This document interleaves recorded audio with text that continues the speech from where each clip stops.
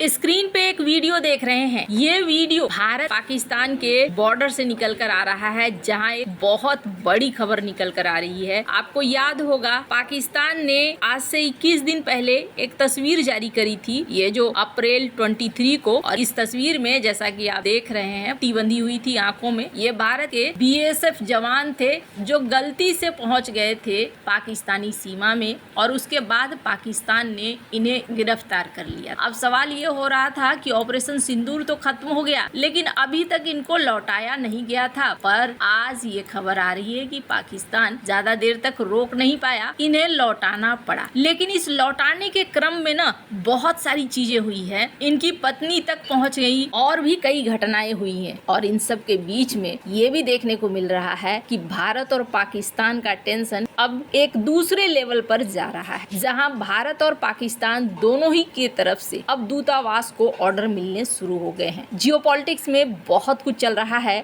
हमेशा की तरह CIS न्यूज नेटवर्क के इस एपिसोड में जानने को मिलेगा बहुत कुछ। आइए जानते हैं इन खबरों को विस्तार से। एक बड़ी पुरानी कहावत है, कहते हैं दूध का जला छाछ भी फूक फूक कर पीता है। कुछ वैसा ही पाकिस्तान के साथ देखने को मिला। बहुत सारे लोग सोशल मीडिया पर भी ये सवाल कर रहे थे, बहुत राजनीतिक पार्टियां भी और कुछ नेता वगैरह भी इस मुद्दे को उठा रहे थे। खास तौर पर बंगाल से ये मुद्दे ज्यादा उठ रहे थे कि आखिरकार PK साव का क्या हुआ। PK साव जिनको गिरफ्तार कर लिया गया था पाकिस्तानी सेना के द्वारा अप्रैल 23, और ये एक ऐसा वक्त था जिस वक्त में पहलगाम हमले के बाद भारत और पाकिस्तान के बीच में टेंशन काफी बढ़ चुका था। और इनको पकड़ने के बाद पाकिस्तान ने बड़ा चौड़ा होते हुए इनकी तस्वीर जारी की थी, और कहीं न कहीं ये भारत को अपमानित करने की कोशिश कर रहे थे। अब ये पाकिस्तानी सीमा में पहुंचे कैसे? तो दरअसल 23 अप्रैल 2025 40 साल के BSF जवान पूर्णम कुमार सौ, ये 24वीं बटालियन से हैं, पश्चिम बंगाल के हुगली जिले के रहने वाले हैं, और फिरोजपुर के माम डॉट सेक्टर में किसानों को सुरक्षा देने के लिए तैनात। इस क्षेत्र में भारतीय किसानों के खेत सीमा पर कांटेदार बाढ़ से परे लेकिन भारतीय क्षेत्र में स्थित है। BSF के जवान को यहाँ पर किसान गार्ड भी कहा जाता है। ये किसानों को निश्चित समय में, जैसे कि गर्मियों में सुबह 9 बजे से शाम 5 बजे तक सुरक्षा प्रदान करते हैं कि बॉर्डर के उस तरफ से ऐसा कुछ भी न हो। इस वजह से ये यहाँ खड़े रहते। घटना के दिन पूर्णम 100 किसानों के साथ थे और गर्मी से बचने के लिए एक पेड़ की छाया में आराम करने के लिए आगे बढ़े, और इस दौरान वो अनजाने में इंटरनेशनल बॉर्डर को पार कर गए। और पार करके ऐसा नहीं है कि कुछ बहुत ज्यादा दूर निकल गए, 4-5 मीटर ही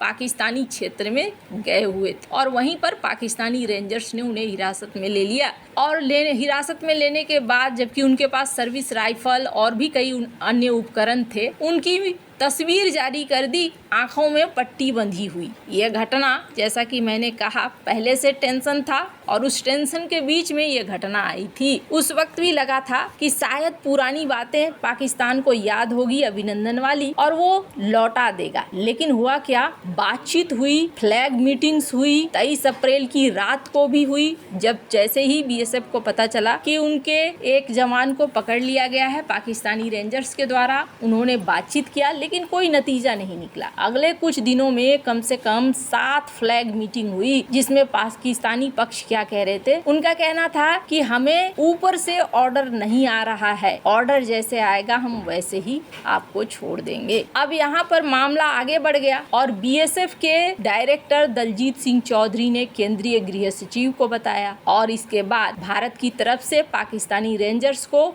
एक औपचारिक विरोध पत्र भी दिया गया, जिसमें कहा गया कि तुरंत उनकी रिहाई करो। लेकिन फिर भी मामला अटका रह गया। मामला यहाँ तक हो गया कि पूर्णम 100 की पत्नी रजनी शॉ, वो अपने परिवार के साथ पठानकोट पहुंची। वहां पर BSF अधिकारियों से भी मिली, अपील करा। तृणमूल कांग्रेस के सांसद कल्याण बनर्जी और पश्चिम बंगाल के विपक्षी नेता शुभेंदु अधिकारी ने भी इस मुद्दे को उठाया। अब चूंकि ऑपरेशन सिंदूर हो गया, तो इसके बाद सवाल होने लगे कि वो लौट कर कब आएंगे। उनकी पत्नी, उनके पिता दोनों भी सरकार से सवाल कर रहे थे। उनके पिता भोलानाथ सौ का कहना था कि वो 17 साल से देश की सेवा कर रहा है, मैं चाहता हूँ कि मेरा बेटा सुरक्षित वापस आ जाए। सोशल मीडिया में भी इस घटना को लेकर चर्चा हुई, और तब कहा गया कि सरकार ने मौन व्रत क्यों धारण कर रखा है। लेकिन आज देखने को मिला। ये जो तस्वीर आप देख रहे हैं और ये जो वीडियोस देख रहे हैं आप, जिनमें इन्हें लौटा दिया गया है। एक नोटिफिकेशन भी जारी किया गया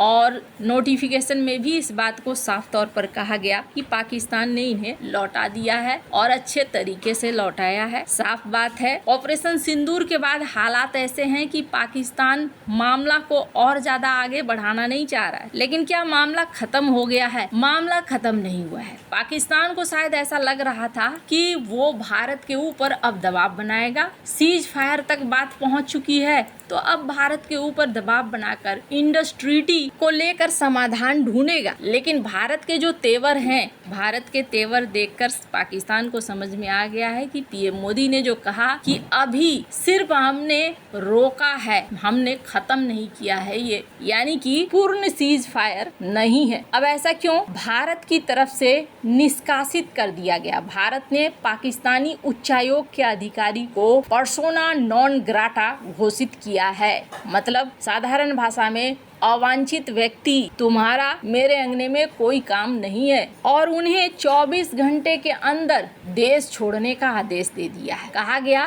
कि ये जो पाकिस्तानी अधिकारी है वो जासूसी गतिविधियों में संलिप्त था और उनका जो आधिकारिक दर्जा है, हरकतें वैसी नहीं थी और हरकतें बाहर का रास्ता दिखला रही थी, इसलिए हमने उन्हें बाहर का रास्ता दिखला दिया। भारत के विदेश मंत्रालय की तरफ से 13 मई को एक बयान जारी किया गया। भारत सरकार ने नई दिल्ली में पाकिस्तानी उच्चायोग में कार्यरत एक पाकिस्तानी अधिकारी को उन गतिविधियों में शामिल होने के लिए पर्सोना नॉन ग्राटा घोषित किया जो उनके आधिकारिक दर्जे के अनुरूप नहीं है, ये बात कहा गया। अब पाकिस्तान ने भी जवाबी कार्रवाई की। भारत के इस कदम के कुछ घंटों बाद पाकिस्तान ने जवाबी कार्रवाई करते हुए इस्लामाबाद में भारतीय उच्चायोग के एक कर्मचारी को पर्सोना नॉन ग्राटा घोषित किया। उन्हें 24 घंटे के भीतर देश छोड़ने का आदेश दे दिया और इन्होंने भी वही कहा जो भारत ने कहा, वही बात इन्होंने कहा। ये तो खैर होना ही है, लेकिन अब ऐसा माना जा रहा है कि मामला अभी और आगे बढ़ेगा। पाकिस्तान अभी दुनिया भर में दुहाई दे रहा है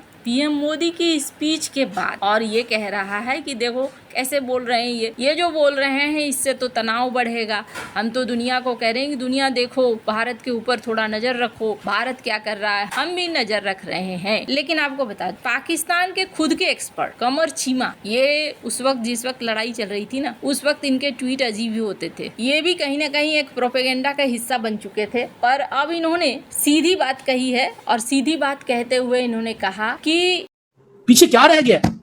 आपके घर के अंदर उन्होंने हमला किया है और पाकिस्तान में आप कहते हैं हमने बात, मोदी साहब कामयाब है भाई, वो 100% कामयाब है।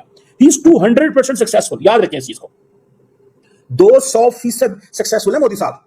और यहां पे ये जो कंफ्यूज लीडरशिप है, इसको क्या करना है? इस कंफ्यूज लीडरशिप का हमने क्या करना है?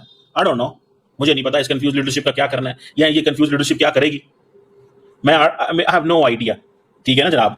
लास्ट टाइम वो कहते थे जी कि हमने, पाकिस्तान ने ये कहा लास्ट टाइम कि जी ये हमारे कवे चिड़िया मार के चले गए। इस दफा उन्होंने कहा हम आपके कवे चिड़िया नहीं मारेंगे, हम आपके बंदे मारेंगे। This is what they said. So Modi ने बेसिकली एक बैरियर तोड़ा है। पीएम मोदी 200% सफल रहे। पिछली बार हमारी तरफ से कहा गया था कौवे और चिड़िया मारी है, इस बार भारत ने कहा कि हम आपके कौवे और चिड़िया नहीं मारेंगे, हम आपके बंदे मारेंगे। और पाकिस्तानी एक्सपर्ट ने इस बार स्वीकार किया कि भारत ने इस बार हमारे बंदे मारे और फिर चला गया। खैर, आपको क्या लगता है इन सब मामले में, आपकी क्या राय है, कमेंट कर जरूर बताएं। जल्द मिलते हैं अगले वीडियो में नई खबर के साथ।